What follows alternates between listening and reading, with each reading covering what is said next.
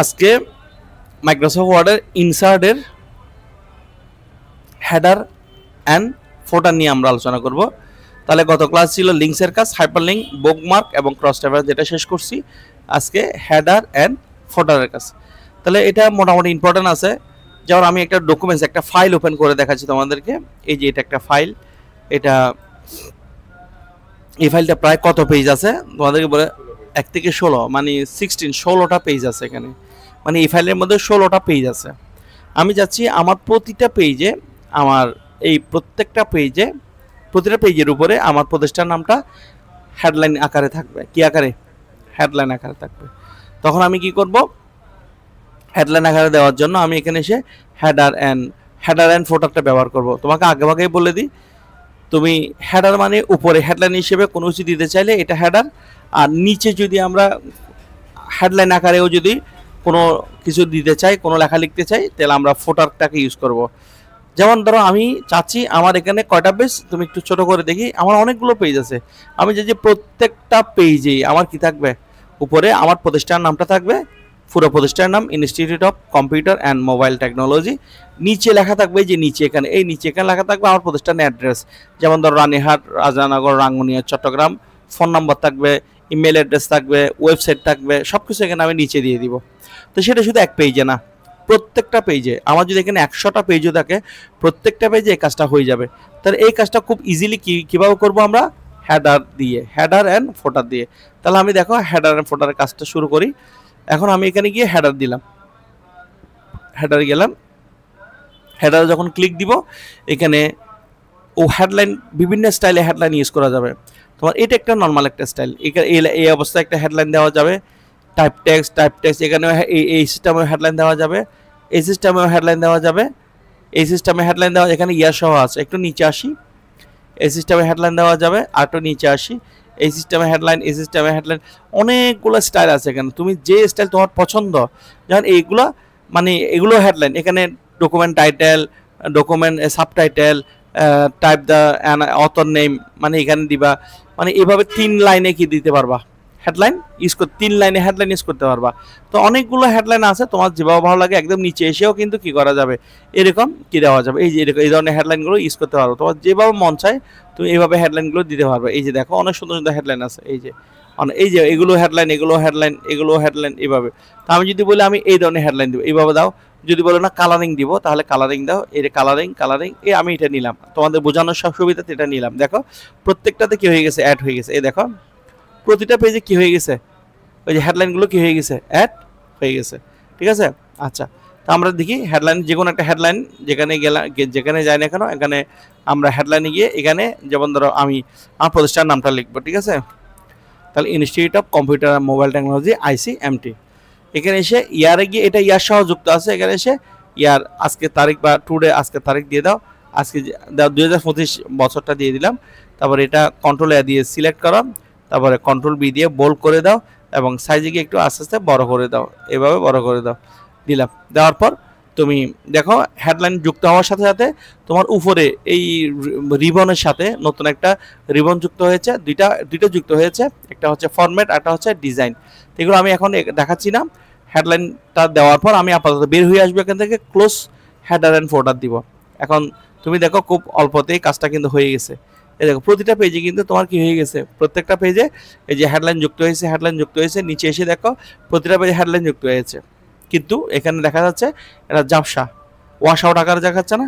কিন্তু আসলে colour print করলে কিন্তু সেরকম কি দেখাবে না, ঝাপসা দেখাবে না। তুমি সেটা যদি প্রমাণ দেখতে চাও, একটা কাজ করো, এটা প্রিভিউ না, প্রিভিউতে আমরা যাচ্ছি। এখানে ক্লিক দিলে তোমার প্রিভিউতে গিয়ে দেখো, এই যে এখন কিন্তু ক্লিয়ার এখানে। তার মানে তোমার কালার প্রিন্ট করলে কালার প্রিন্ট সহ এভাবে চলে আসবে প্রত্যেকটা পেজে, এরকম institute of computer mobile technology চলে আসবে।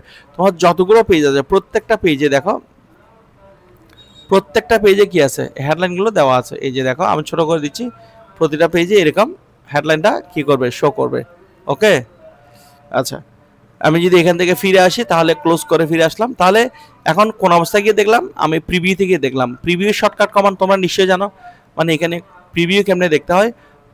প্রিভিউতে ক্লিক করলে, অর্থাৎ প্রিভিউ মানে কি, তুমি কোনো একটা লেখা প্রিন্ট করলে আসলে কীরকম, মানে আমি ডাইরেক্টলি বাস্তবে টেস্ট না করে, প্রিন্ট টেস্ট না করে, তুমি প্রিভিউ থেকে দেখতে পারবা তোমার লেখাটা কীভাবে কম প্রিন্ট আসতেছে, সেটা হচ্ছে প্রিন্ট প্রিভিউ। ঠিক আছে, এটা শর্টকাটে কন্ট্রোল কিবোর্ড থেকে কি চাপতে হবে, কন্ট্রোল কমান্ড চেপে ধরে F2। আমার F1 থেকে F12 পর্যন্ত কয়টা কি আছে, 12টা কি, এগুলোকে ফাংশন কি বলা হয়। কিবোর্ড থেকে কন্ট্রোল চেপে ধরে যখন F2 দিবা তখন তোমার প্রিভিউতে চলে আসছে। দেখো এই যে প্রিভিউতে চলে আসছে, এটা হচ্ছে প্রিভিউ। কন্ট্রোল F2 দিলে আবার এখান থেকে বের হয়ে আসবো, আমরা মূল ডকুমেন্টসে ফিরে আসছি। কন্ট্রোল F2 দিলে প্রিভিউতে যাব, কন্ট্রোল F2 দিলে আবার প্রিভিউ থেকে কি আসবো, ফিরে আসবো। এটা হচ্ছে শর্টকাট কমান্ড। কি কমান্ড, শর্টকাট কমান্ড। আচ্ছা, তাহলে আমার যদি এটা দিলাম, এখন যদি বলি আমি এই ডিজাইনটা আমার পছন্দ হচ্ছে না, তাহলে তুমি ইনসার্টে গিয়ে কিন্তু আবারও কি করবা, তুমি আবারও হেডার ফোল্ডারে যাবা, যাওয়ার পর এখানে এসে এখানে আরও অনেক স্টাইল আছে।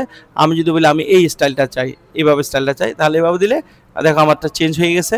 এখানে তারিখটা দেখাচ্ছে, এখানে কন্ট্রোল এ দিয়ে ব্লক করো, হ্যাঁ ব্লক করে কন্ট্রোল বি দিয়ে বোল্ড করো, তারপর এখানে সাইজে কি আস্তে আস্তে বড় করে দাও। এই যে দেখো এভাবে দিয়ে তুমি যখন ক্লোজ হেডার অ্যান্ড ফোল্ডার দিবা তাহলে দেখো হয়ে গেছে। এখন প্রিন্টে যাও, এই যে প্রিভিউতে গিয়ে দেখো প্রত্যেকটা পেজে তোমার এগা কি থাকবে, এটা একটা স্টাইল আর কি, এটা একটা হেডলাইন। ওকে, আর যদি বলো যে আমি নিচে একটা স্টাইল দিব, নিচে দিব, তাহলে ইনসার্টে এসে কি করবা, হেডারের পরে ফোটারে যাবা, ফোটারে গিয়ে একটু নিচে আসতে হবে, আস্তে আস্তে নিচে আসো, নিচে এসে ফোটারেও কি আছে, অনেকগুলো স্টাইল আছে, তোমার যে স্টাইলটা ভালো লাগবে সেই স্টাইলটা তুমি নিতে পারবা। এই যে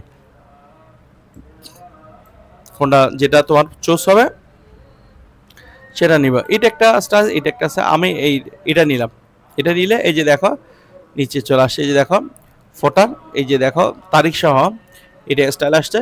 যেন আমি অ্যাড্রেস দিলাম ADDRESS অ্যাড্রেস দিয়ে আমি রানীহাট রাজানগর আঙ্গুনিয়া চট্টগ্রাম দিলাম, আমি সেল নাম্বার দিলাম, ফোন নাম্বার আন্দাজে কিছু ফোন নাম্বার দিয়ে দিলাম, আমার ওয়েবসাইট দিলাম, যেমন আমাদের ওয়েবসাইটটা আমি লিখে দিচ্ছি, যেমন ধরো ওয়েবসাইট দিলাম এক্সাম্পল, ধরো ওয়েবসাইট যেটা হয় আর কি আমাদের WORLD ওয়ার্ল্ড IT ফাউন্ডেশন, এইভাবে যা হয় দিয়ে দিলাম, এইভাবে দিয়ে দিলাম .com, জাস্ট একটা দিয়ে দিলাম আর কি, দিয়ে একটু সাইজ বড় করে দাও, কন্ট্রোল ই দিয়ে মিডলে নিয়ে এই ব্যাস আমি ক্লোজ করে দিলাম। এখন তুমি দেখো প্রিভিউ দিকে দেখো প্রত্যেকটা পেজের শেষে শুরুতে আমাদের প্রতিষ্ঠানের নামটা কি আছে, এর শেষে এই যে দেখো অ্যাড্রেসটা থাকবে, উপর কি থাকবে, হেডার থাকবে। এইভাবে প্রতিটা পেজে তুমি একটু লক্ষ্য করলেই দেখবা, এই যে দেখো প্রতিটা পেজে কি আছে, আমাদের স্টাইল করে দেওয়া আছে। তাহলে এটাই হচ্ছে কি হেডার অ্যান্ড ফোটার, এভাবে ইউজ করতে পারো। আবার যদি কোনো একটা পেজ থেকে মুছে দিতে চাই তাহলে সব পেজ থেকে কি হয়ে যাবে, মুছে যাবে। এটা অনেকগুলো পেজের ক্ষেত্রে এটা ব্যবহার করে আমরা।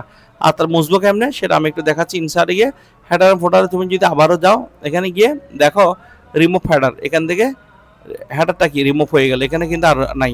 আবার ফোটারে গিয়ে এখানে কি দিবা, নিচে এসে রিমুভ ফোটার, এখন চলে গেছে। এখন দেখো আছে, নাই। প্রিভিউ দিকে গিয়ে দেখো আছে, কোনো পেজে আছে, নাই। ক্লোজ করে আমরা আগের অবস্থায় কী করবো, জিনিসটা ফিরে আসবে। ঠিক আছে, আর এখানে যেটা আছে সেটা হচ্ছে পেজ নাম্বার।